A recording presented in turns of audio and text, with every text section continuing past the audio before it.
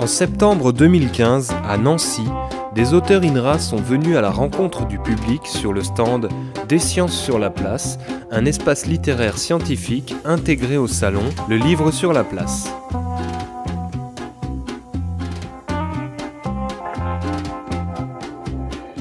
J'ai eu envie d'écrire cet ouvrage lorsque je me suis rendu compte de deux choses. La première, c'est lorsque j'emmenais autour des amis ou de la famille ou bien des gens d'associations sur le terrain en balade botanique.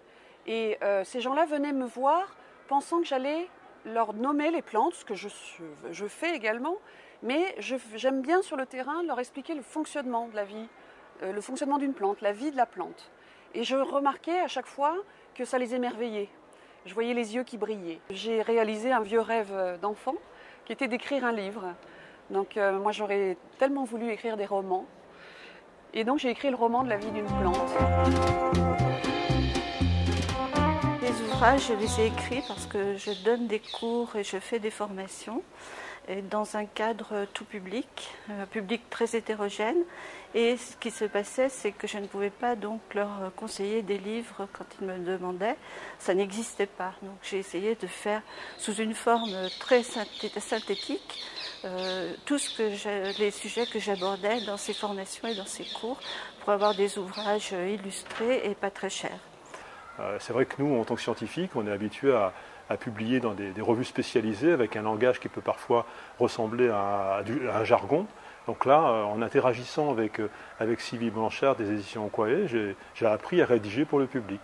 Et donc, c'était extrêmement bénéfique dans ma possibilité et capacité de communiquer avec le public.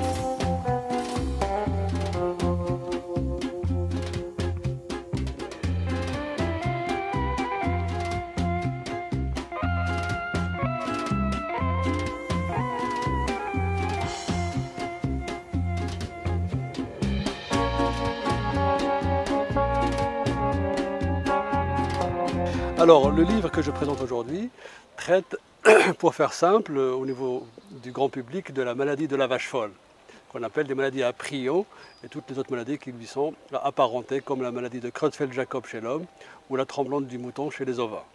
Et l'histoire est narrée sous la forme d'une fable par les différents protagonistes de cette histoire, à la fois une vache, un mouton, un être humain, en l'occurrence un papou de la région des forêts en Papouasie-Nouvelle-Guinée qui ont été touchés par une maladie de type prion qu'on appelle le courroux.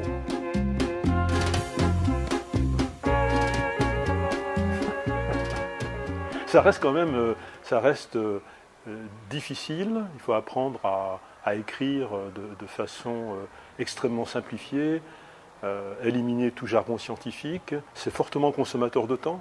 Rédiger un ouvrage comme celui-ci, ça consomme des jours et des jours, pas mal de week-ends. Donc en fait, les scientifiques ayant déjà des emplois du temps bien chargés, hésitent encore à franchir le pas et à rédiger ce type d'ouvrage de vulgarisation scientifique. Une société sans science, c'est une société qui stagne. Donc le rapport entre la science et la société est très important et le chercheur a un rôle pivot dans cette relation binaire. C'est un trait d'union entre la science et la société. Il a un rôle à jouer très très important. Un chercheur, c'est un citoyen, donc il se pose des questions également sur l'intérêt de la science pour le bien-être de la société.